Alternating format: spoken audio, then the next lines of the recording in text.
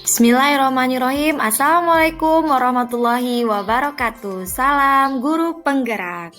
Kembali lagi dengan saya Mulia Happy dari UPTD SMPN 1 Jabung. Pada kesempatan kali ini, saya akan menerangkan tentang koneksi antar materi modul 1.2. CGP Angkatan 6 dengan PP Yudi Unifiandi dan Fasil Khairul Amar. Untuk kegiatan koneksi antar materi dalam kesempatan kali ini, saya menggunakan model refleksi 4P, yaitu peristiwa, perasaan, pembelajaran, penerapan, atau rencana. Pertama, peristiwa. Pada modul 1.1 ada beberapa hal yang saya ingat atau yang sangat menarik perhatian saya adalah tentang buah pemikiran Ki Hajar Dewantara tentang pendidikan, di mana pendidikan melalui sebuah proses pengajaran itu merupakan kegiatan menuntun sesuai dengan kodrat alam, kodrat zaman, dan pendidikan yang menghamba pada anak sehingga seorang anak itu bisa belajar mencapai kebahagiaan dan keselamatan dalam hidupnya.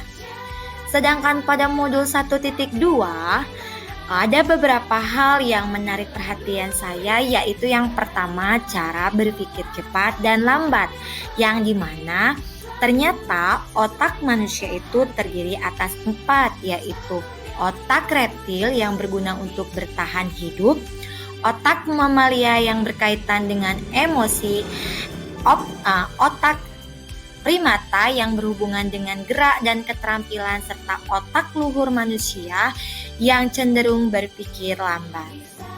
Kemudian, saya juga di modul 1.2 belajar menjadi manusia merdeka. Kemudian dalam menjadi manusia merdeka itu ada nilai-nilai guru penggerak serta peran yang dilakukan oleh seorang guru penggerak.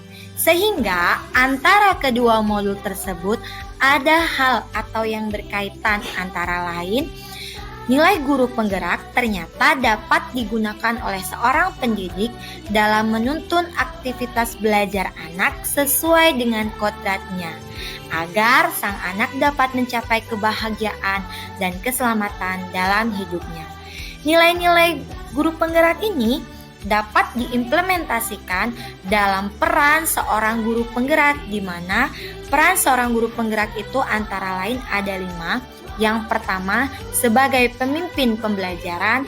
Yang kedua, mendorong kolaborasi. Yang ketiga, menjadi coach bagi guru lain. Kemudian yang keempat, kepemimpinan pada murid. Dan yang kelima, menggerakkan praktisi. Itulah peristiwa pada kesempatan kali ini. Kemudian perasaan. Bagaimanakah perasaan saya setelah dalam belajar bab kali ini?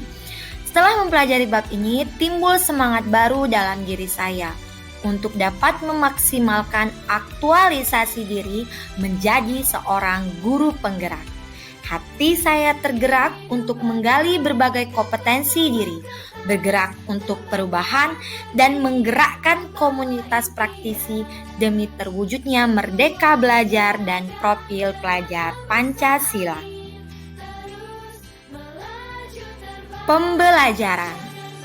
Pada modul 1.2 ini ada beberapa hal yang saya pelajari, di mana sebelum saya belajar ini dalam benak saya hanyalah menunaikan kewajiban saya dengan tujuan hanya mentransfer ilmu, di mana guru sebagai pusatnya atau central teacher, dan menuntut peserta didik untuk selalu mencapai KKM. Namun, setelah belajar ini, saya menyadari akan nilai dan peran guru, serta khususnya sebagai calon guru penggerak, saya akan berusaha untuk menerapkan dalam tugas dan fungsi saya sebagai seorang pendidik, di mana kegiatan guru itu menuntun, yang mengedepankan sebagai murid, peserta didik sebagai sentralnya, bukan central teacher. Sehingga setelah belajar itu ada pun rencana yang kedepannya akan saya lakukan. Ada 10 rencana. Yang pertama, melaksanakan pembelajaran yang inovatif. Dengan sering-seringnya saya membuat video pembelajaran atau belajar dengan kontekstual dengan berbagai media dan bahan yang ada di sekitar peserta didik. Yang kedua, menjalin hubungan dan komunikasi yang baik dengan semua warga sekolah, baik dengan kepala sekolah, teman sejawat, staf tata usaha, keamanan, dan lain sebagainya. Yang ketiga, rencana saya berperan aktif dalam semua kegiatan sekolah. Yang keempat, mengikuti berbagai pelatihan yang menunjang peningkatan kompetensi saya sebagai seorang guru. Yang kelima, selalu melakukan evaluasi di setiap kegiatan yang saya lakukan. Dan yang keenam, saya berencana untuk membuat program home visit yang sebenarnya ini sudah lama saya lakukan, di mana saya selalu melakukan kunjungan terhadap salah satu peserta didik untuk mendekatkan atau untuk mengenal lebih jauh profil dari peserta didik yang saya bina. Kemudian rencana yang ketujuh, terbuka terhadap kritik dan saran yang membangun. Rencana yang kedelapan, membangun komunikasi dengan peserta didik. Salah satunya yang sering saya lakukan atau sampai sekarang sering saya lakukan adalah membuat classroom atau membuat WA grup kelas. Kemudian rencana yang kesembilan, saya akan berusaha untuk mengambil hikmah dan belajar dari pengalaman yang telah saya ambil atau yang saya lakukan. Dan yang terakhir, saya akan berusaha tertib administrasi atau selalu memikirkan tentang rencana pembelajaran dan perangkat-perangkat pembelajaran lainnya. Demikian rencana yang bisa saya lakukan ke depannya. Dan yang terakhir, ada sebuah pepatah dalam pendidikan yang mengatakan, tujuan pendidikan bukanlah pengetahuan, tetapi tindakan. Siapkan dirimu untuk meraih kesuksesan. Terima kasih sudah menonton video ini.